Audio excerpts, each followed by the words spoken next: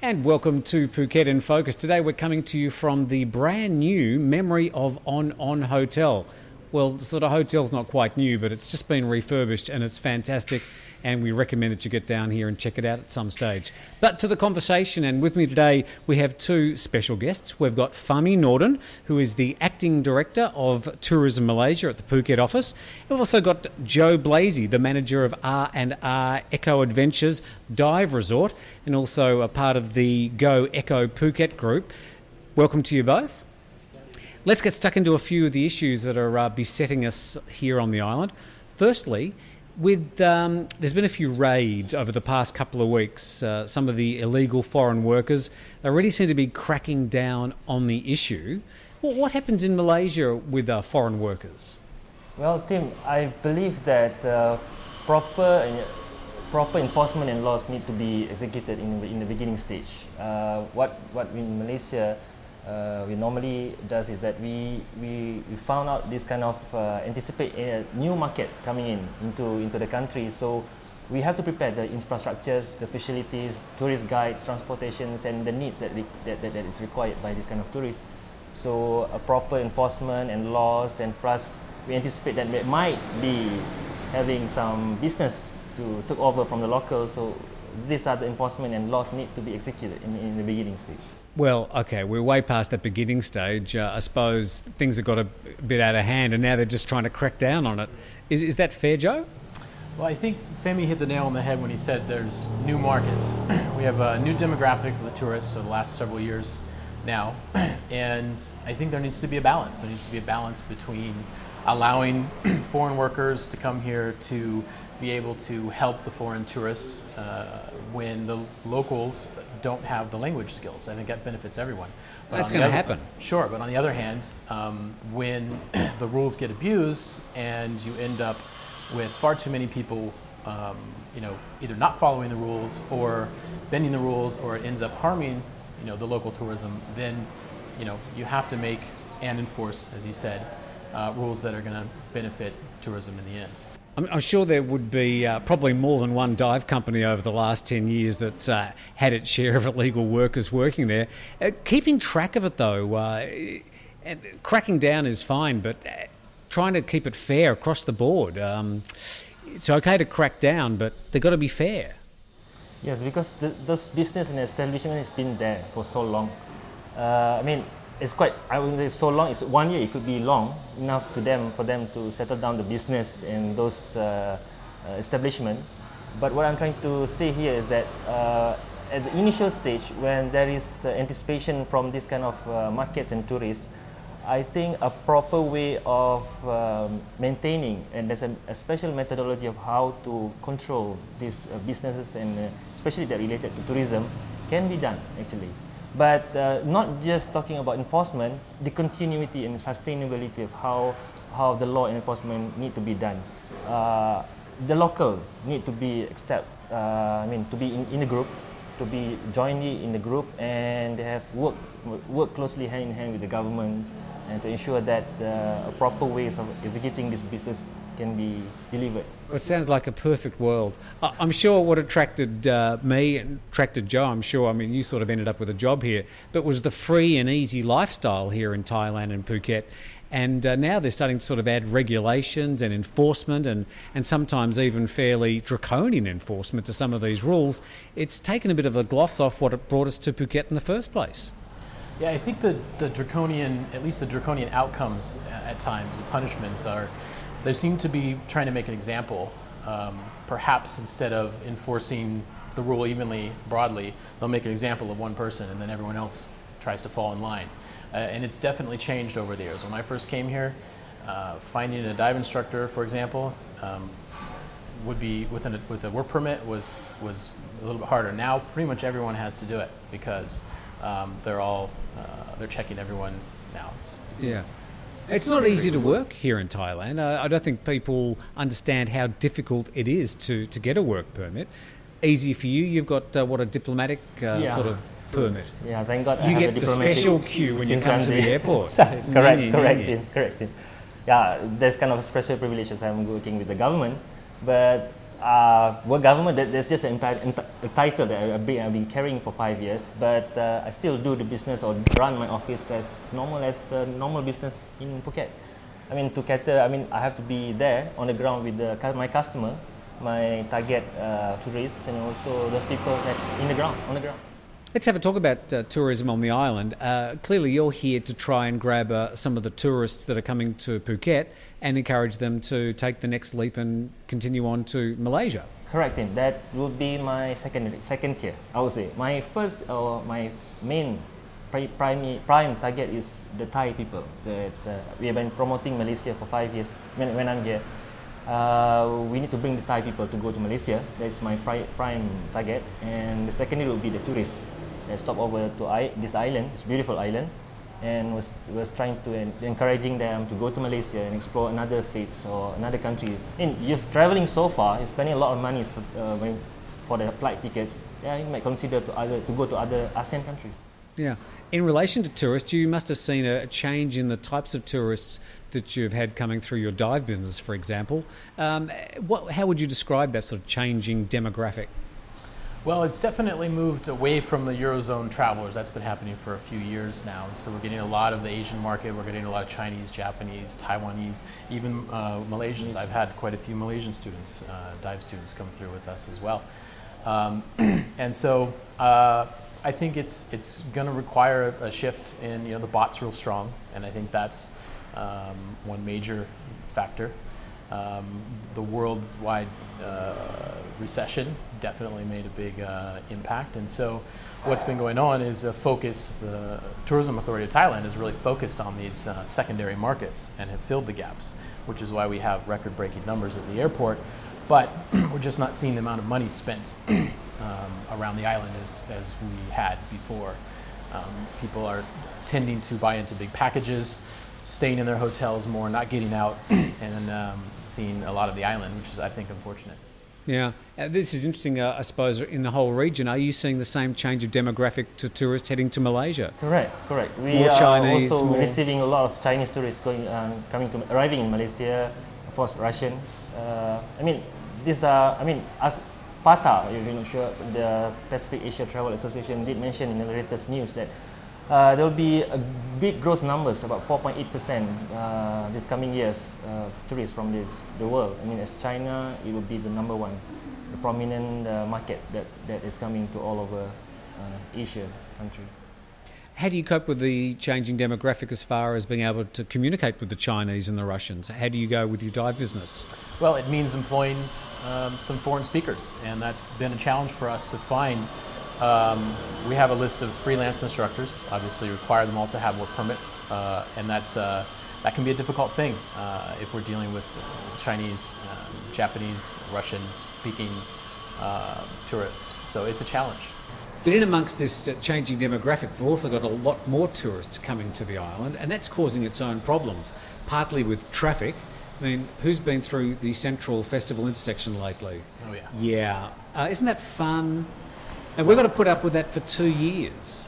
Correct. And then I imagine when it's finished that all that traffic is going to zoom through that intersection and just hit the next set of traffic lights and cause the pile up there instead. What's the solution for the traffic on the island? I mean, we grizzle about it, we grumble about it, we know it's the problem. What would you do?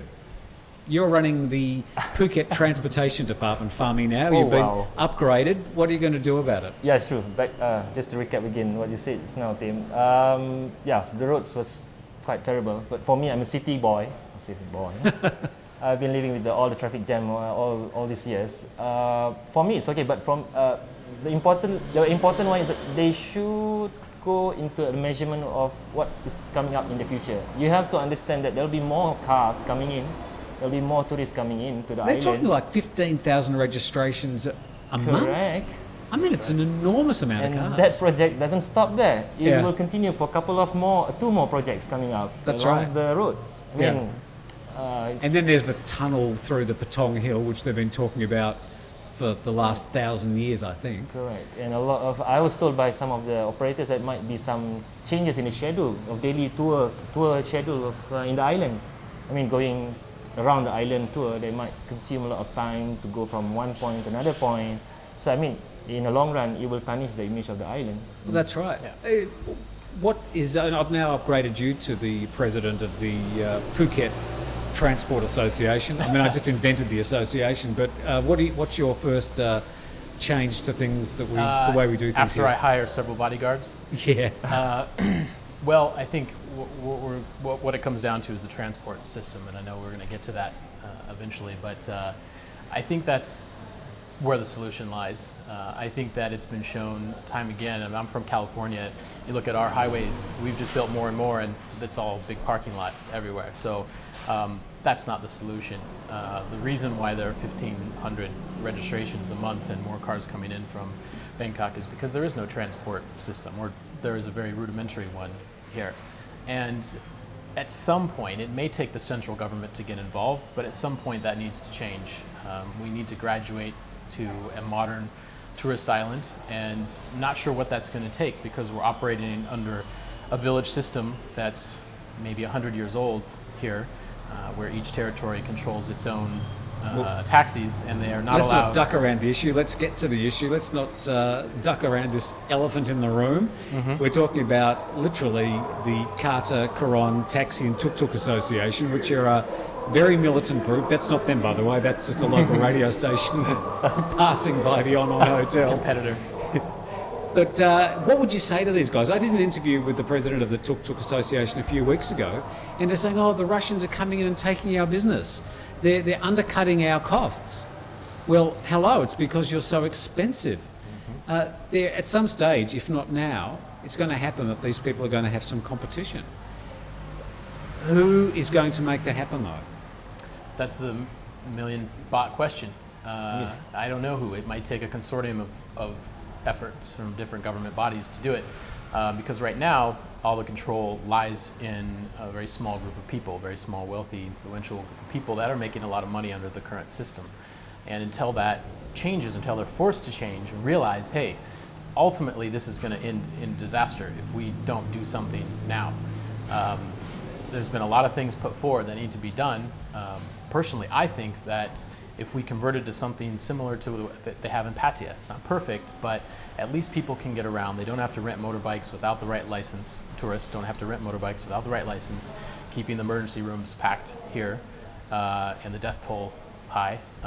You know, the taxis, the tuk-tuks, we all know they take up all the parking, and they are simply designed specifically for the tourists and the tourist dollar. Nowhere else in Thailand does that occur, where they're priced at a point which the tourists can afford, but the locals can't.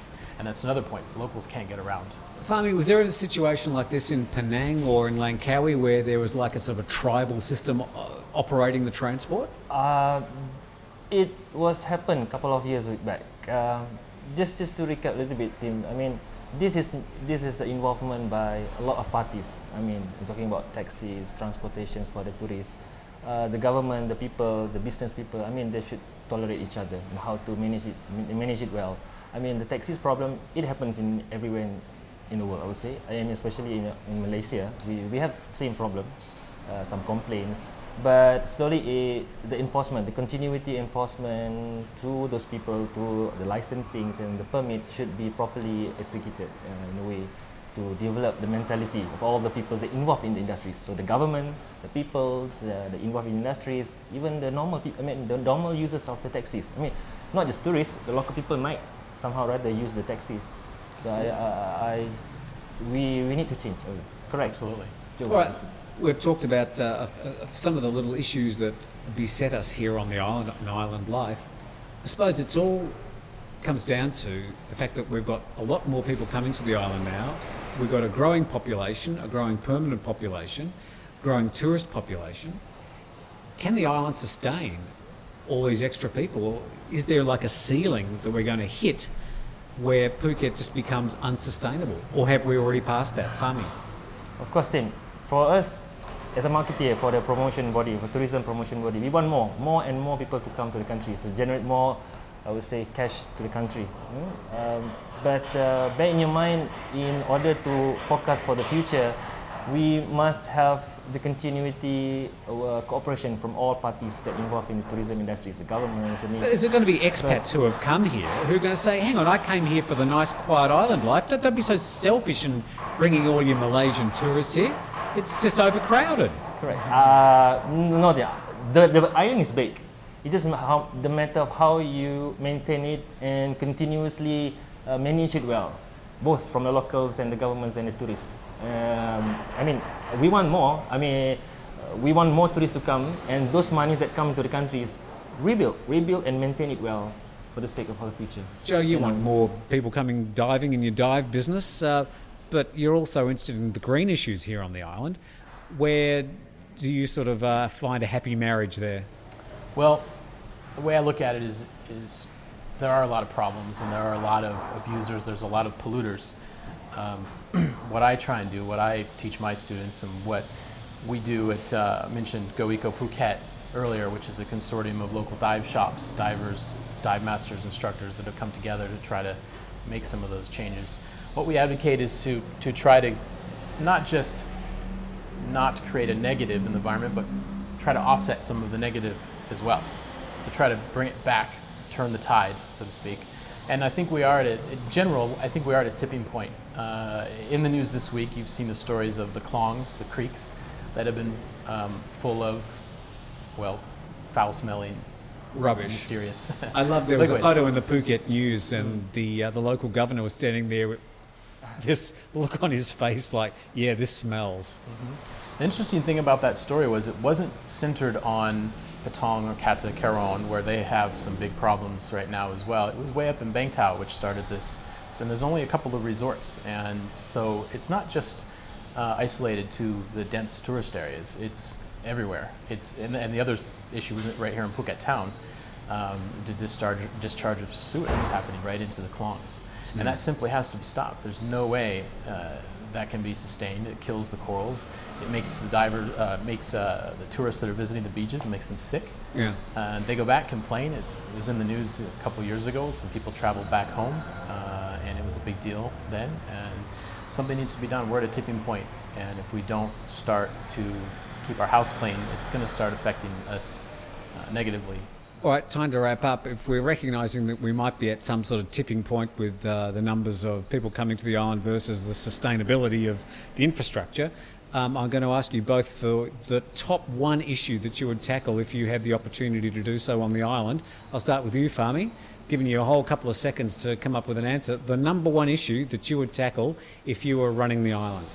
Of course, I want to manage it very well, related to the green.